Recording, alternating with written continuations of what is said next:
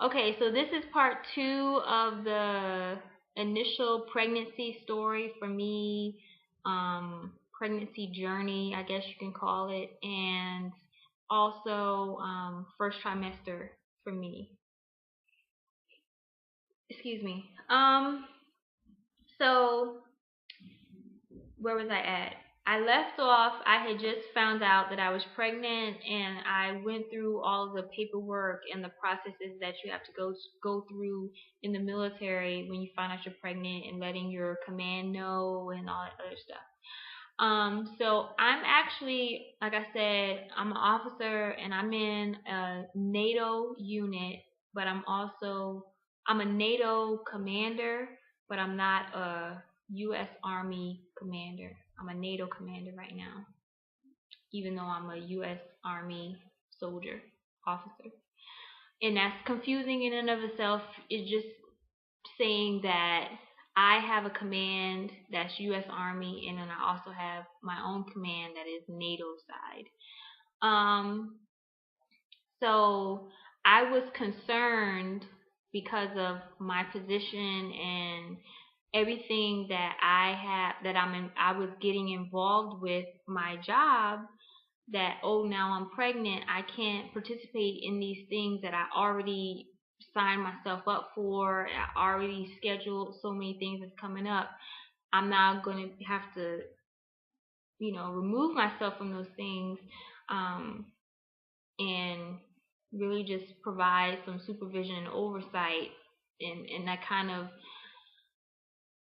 sucked, because I had finally, within this job, felt like I was contributing something to the unit and to what we do, and kind of making my mark within the unit.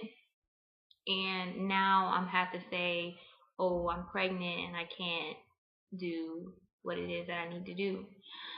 So I was debating, when should I tell my unit, when should I tell my coworkers, when should I tell whoever. I had to tell the U.S. Army side in that command about it. So I told them, and I told them just to kind of keep it close, not keep it close hold, but it doesn't need to be. I'm not gonna like stand up and make an announcement in front of the unit that, oh, I'm pregnant. It wasn't gonna be that. If people found out, then people found out. It wasn't anything that I was trying to hide, but it was more like I said, I wasn't gonna make an announcement about it.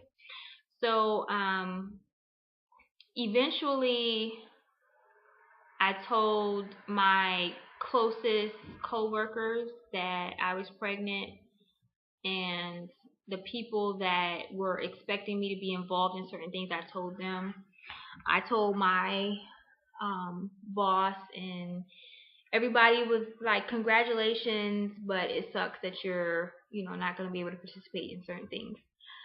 Um, then it came time to receive. They call it a counseling, but really it's the commander on the U.S. Army side coming to me and saying, "Hey, these are the services that you're provided because you're pregnant. You have the option to stay in, but you have to understand that if you stay in, and if I wasn't married, if I stayed in, then I would have to have paperwork saying who would take care of my child if I'm deployed, who would take care of my child if I had to be away from home for a short period of time." And I did that paperwork in that process for my son when I was pregnant with him, and I always had to maintain that paperwork or update it, if anything changed, because I was a single mom at the time, or as far as the military is concerned. Now that I'm married, I don't need to go through that process. Um, but I do, as a pregnant soldier, have the option, as a pregnant officer, I have the option to resign my commission because I'm pregnant.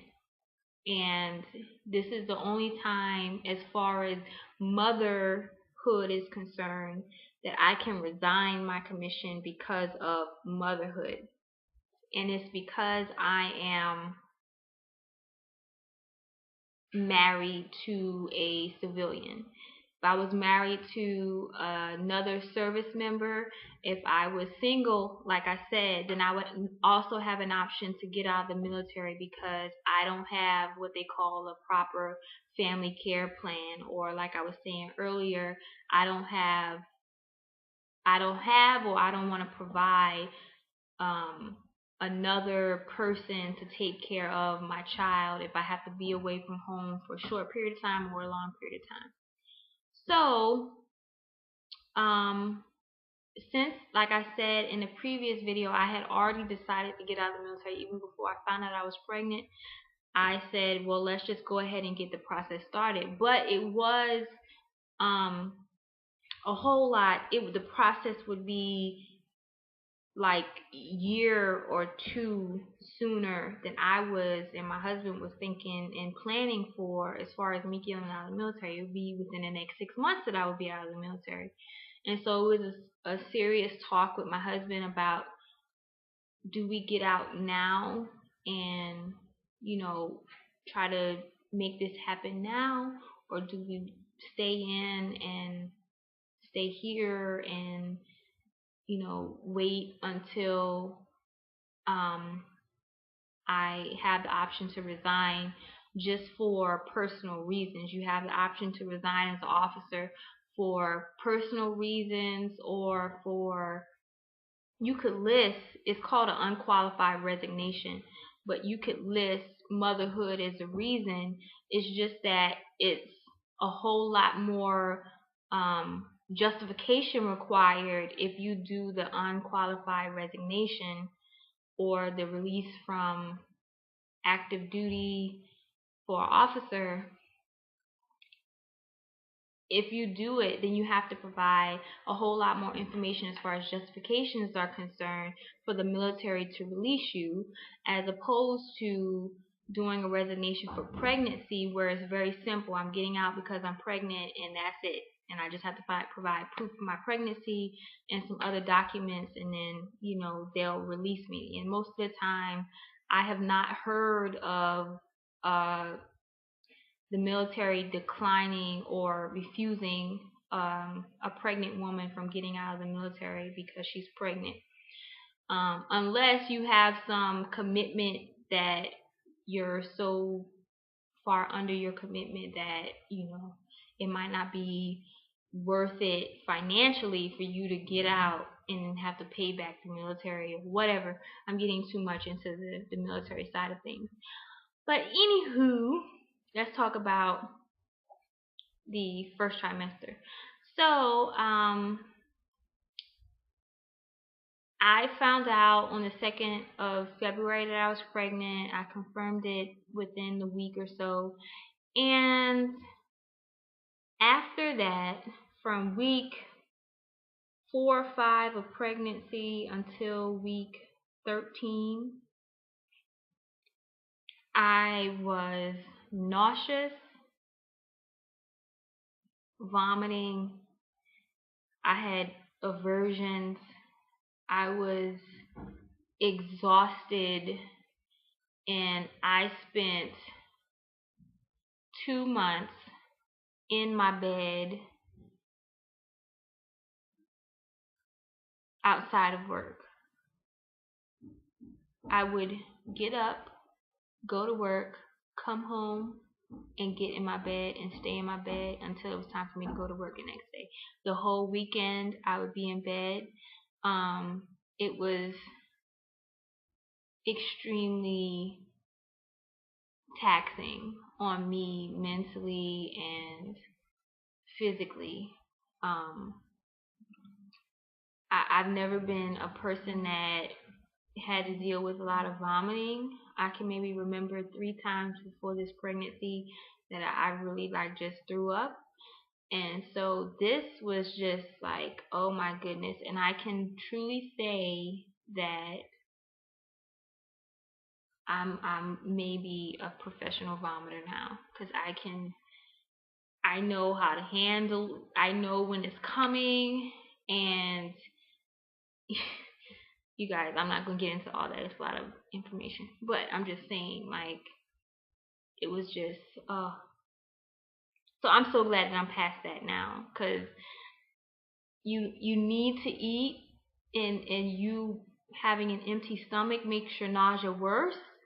But then you don't feel like eating anything. Everything is just, like, it's gonna make me sick. But then you have to eat. It's just a horrible cycle of whatever. And so, yeah, I'm glad that that's over. What else did I deal with? I had some pretty bad. I don't know.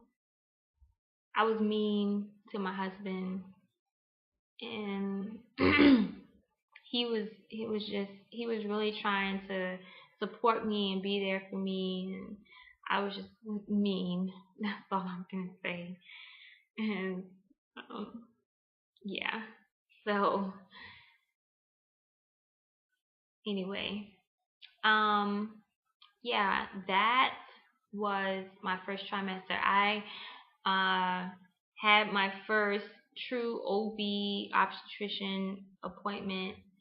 Um, I think like the around the 13th or 15th of March, and they did an ultrasound, and I'm going to not I don't think I'm going to show the ultrasound video, the ultrasound pictures, because the baby looks like an alien, and it had these little nubs of arms and legs and this head, and but the baby was fine. She checked the heartbeat. The heartbeat sounded really well, and the baby was measuring. At that time, I was like 9 weeks in one day, and she measured the baby, and it was right on track with that.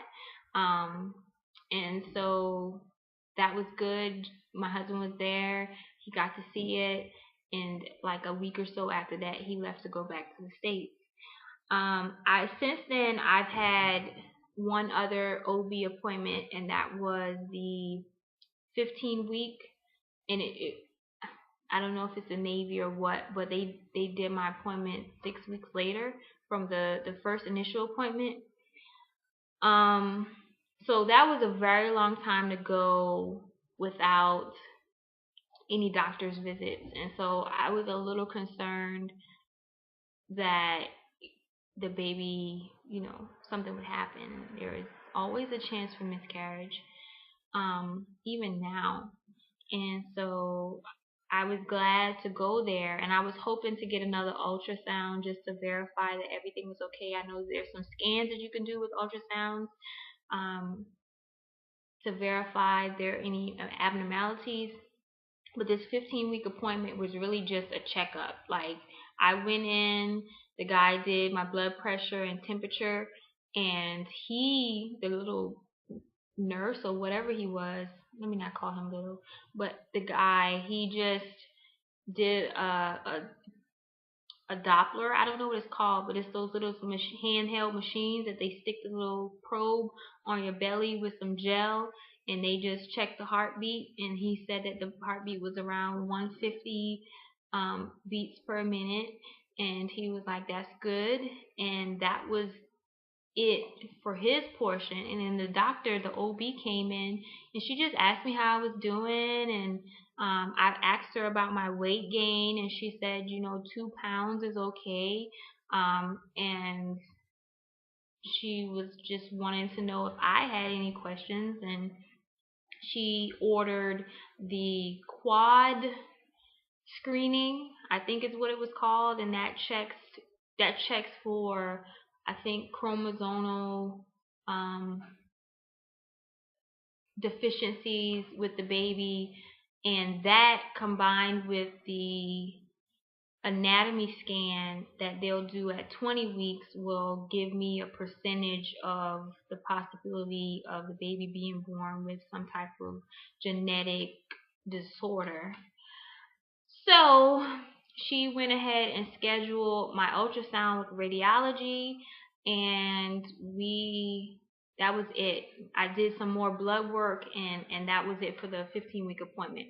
My next appointment is on the 31st of May, and that is when we will find out what we're having if the baby cooperates. So I'm very excited about that. My husband wants a boy. I think I'm having a girl.